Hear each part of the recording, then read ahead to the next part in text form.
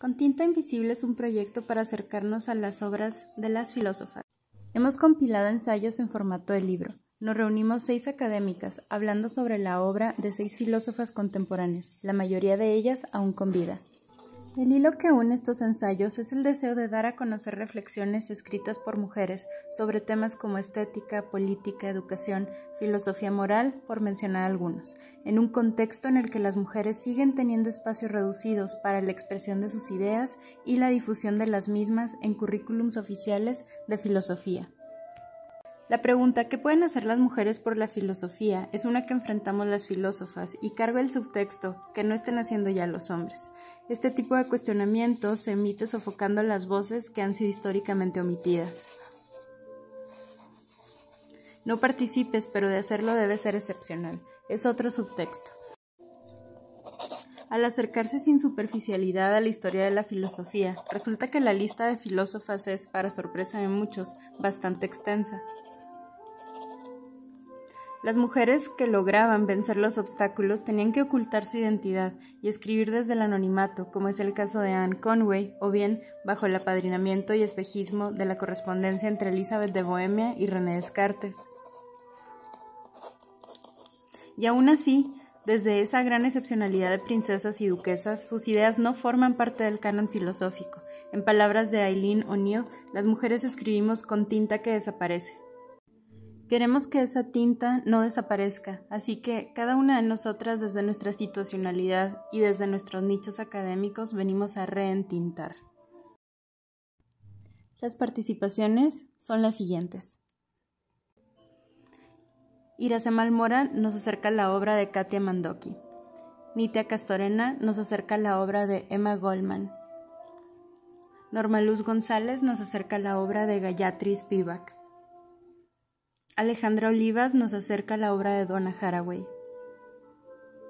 Paulina Ramírez nos acerca la obra de Anne Margaret Sharp. Heidi Rivas Lara nos acerca la obra de Simona Forti.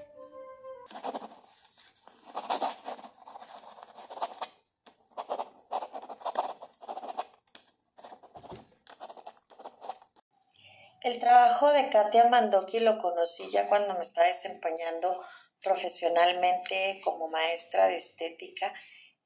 No recuerdo como estudiante nunca haber trabajado a ninguna filósofa, pero bueno, ya sobre la marcha que yo preparaba mis clases, alguna vez me topé con un libro de ella. El primero que me topé fue el tomo 1 de la estética cotidiana, y lo comencé a leer por el puro nombre, ¿no? Que decía estética. A lo que voy es que la mayoría de los autores que revisamos en filosofía, y yo creo en todas las áreas, hay un preámbulo, ¿no? Hay una recomendación, su nombre suena en la historia, pero en el caso de Katia Mandoki, pues es el caso de muchas otras filósofas que son conocidas en contextos muy locales.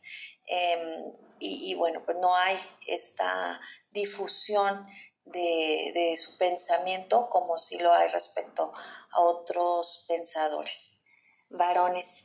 Y bueno, aunque la mayoría que conocemos el trabajo de Katia Mandoki lo hacemos desde esta filosofía estética que hace, me parece bien importante mencionar que toda esta crítica exhaustiva que ella realiza a la filosofía del arte y a la filosofía estética no lo hace solo desde sus conocimientos filosóficos, sino que ella estudia filosofía, pero también estudia artes visuales en la Academia de San Carlos. Entonces tiene esta experiencia directa con lo que es la creación artística. En estética es muy constante que la gente que se dedica a hacer estudios sobre el arte lo haga desde una perspectiva meramente teórica, de una perspectiva meramente académica, pero en el caso de Katia Mandoki, pues aquí hay una excepción, porque ella conoce de primera mano lo que es la experiencia artística. Y aquí voy a aprovechar para hacer un paréntesis para recomendar uno de sus documentales. Se llama Relato de un niño y fue muy galardonada, ¿no? Por este no es un documental, es un cortometraje, es de 1982 y es una ficción muy bonita, muy conmovedora. Siento que a los millennials, para nosotros tiene mucho, mucho sentido, causa mucha gracia. Entonces es una joya del cine mexicano, este trabajo artístico de Katia Mandoki.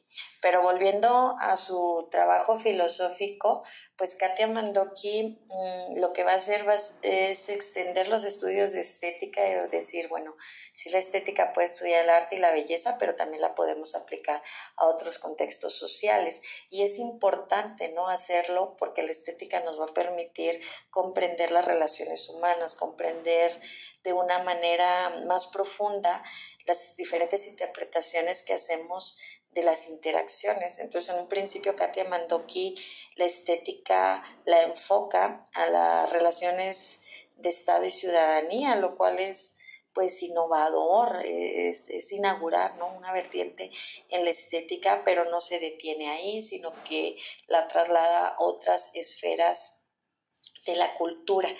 Y los últimos estudios que ha desarrollado Katia Mandoki, que ella platica eh, que le demandó meterse a estudiar con mucha rigurosidad áreas que no había explorado dentro, por ejemplo, de la biología, pues es lo que es la bioestética, que también es un terreno muy virgen, que nuevamente ella está siendo la pionera.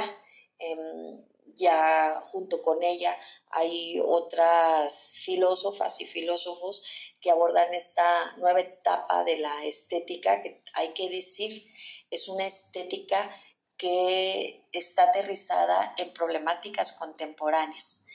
Y un ejemplo de esta ola, ¿no?, de nuevos estetólogos, pues por ejemplo la filósofa japonesa Yuriko Saito, pero Katia Mandoki es la punta de lanza para esta nueva generación de pensadores dentro de la estética.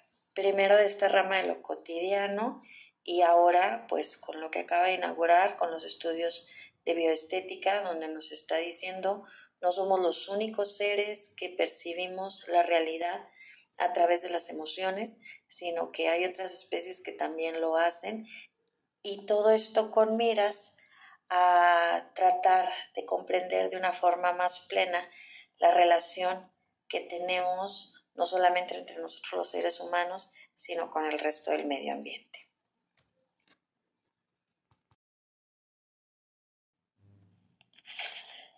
Emma Goldman es una filósofa que tendríamos que tomar mucho en cuenta en la actualidad, porque pasa como ha ocurrido en muchas historias de vida de mujeres, ¿no?, que nos hemos ido percatando en estos últimos años, que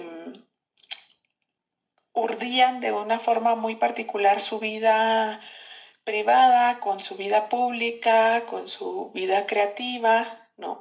Y todas estaban ocurriendo, digamos, al mismo tiempo.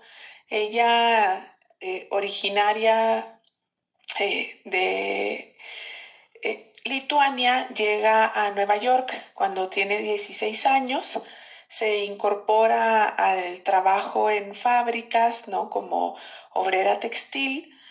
Al parecer, hay muchas coincidencias de qué tanto impacto tuvo en ella la revuelta de Haymarket en Chicago en 1886, y a partir de esto ella empieza, ¿no?, a elaborar muchas ideas, y no nada más ideas propias, sino que se preocupa por replicar, ¿no?, sus hallazgos, sus reflexiones, sus conclusiones en órganos de comunicación que pudieran tener un alcance más allá, ¿no?, de las reuniones de un grupo en particular en el que ella se ve involucrada.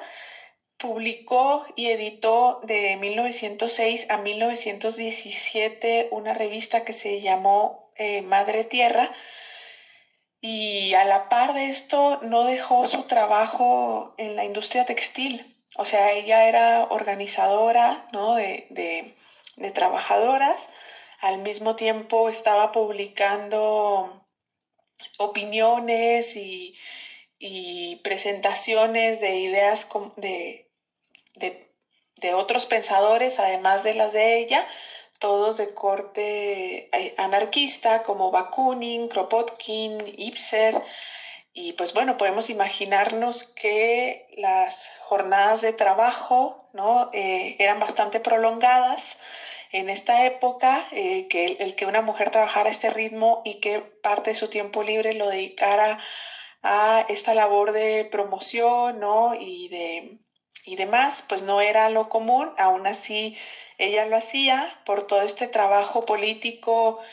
Obviamente ella ya había vivido consecuencias, ¿no? En 1893, por ejemplo, fue encarcelada por haber sido denunciada como agitadora debido a su activismo anarquista entre grupos de trabajadores de obreros. Entonces, en 1916, a la par de ser obrera textil y de estar editando esta revista, volvió a ser detenida y en 1917 hubo una nueva detención de ella, ¿no? Ella va a decir, ¿no? En sus textos cosas como lo siguiente, cito: siempre he buscado permanecer en un flujo de continuo crecimiento sin petrificarme en una condición de autocomplacencia. Y fin de la cita. Ideas como esta, ¿no? Urdidas además en medio de una participación política súper activa, ¿no? de la búsqueda de la manutención a partir de trabajos remunerados como ser obrera textil, hacen de ella y de su producción filosófica, sobre todo en la línea anarquista, una pensadora esencial para nuestra época, ¿no? Por eso invito a leerla. Eso es algo que hace que me fascine tanto su producción como su historia de vida. Hola, mi nombre es Norma Luz y Gayatri Spivak me hizo tomar conciencia de la violencia epistémica que ejercemos a veces y sin darnos cuenta al usar definiciones y conceptos académicos para referirnos a experiencias de otras personas, las cuales no podemos conocer realmente, y lo que hacemos entonces es silenciarlas, apagar sus voces, porque las definimos desde un sistema simbólico al que no tienen acceso por múltiples razones, como por ejemplo que la moral y el pensamiento de quien coloniza u oprime a un grupo minoritario es impuesto y tomado por racional, absoluto y legítimo. Estos planteamientos de Spivak, que comenzaron a conocerse a finales del siglo pasado, han seguido discutiéndose hasta nuestros días, y ha sido la propia autora y otras académicas las que me han permitido entender que las personas subalternas sí que hablan o hablamos, pero quien oprime no desea o no tiene la capacidad de escucharles, de escucharnos. Además entendí que jamás debo de pretender que puedo definir a otra persona, sino solamente encontrarme a mí misma en el cruce de nuestras experiencias. Gracias. Mi nombre es Alejandra Olivas y les voy a platicar un poquito sobre por qué escogí a Donna Haraway.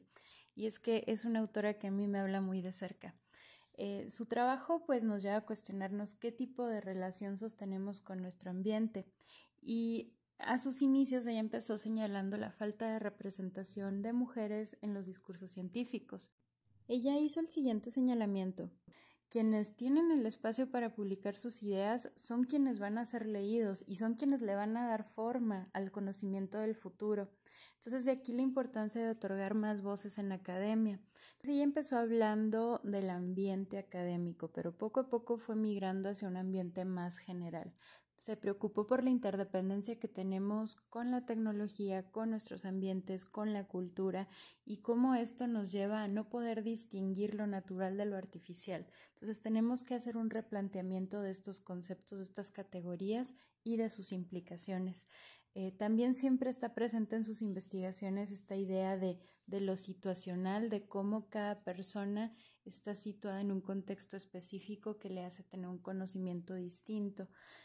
Pero también esto de lo situacional se extiende a estas convivencias que tenemos multiespecie y estas comunidades de colaboración que entablamos con otros animales, con otras plantas y con otro tipo de seres que también están en este ambiente. Self-correction is probably the most important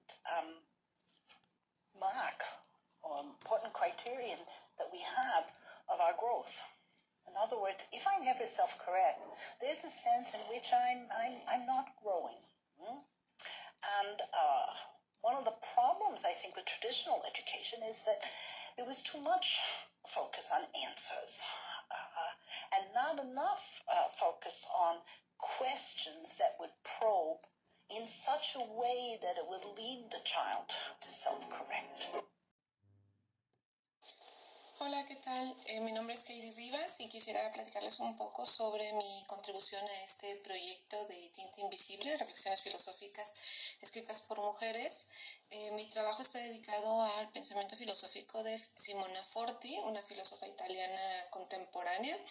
Personalmente yo llegué a ella a través de su interpretación de Hannah Arendt. Ella confiesa abiertamente que su obra inicia donde Arendt la deja. Se refiere expresamente al cuestionamiento o a la pregunta que Arendt hace respecto al concepto de la banalidad del mal.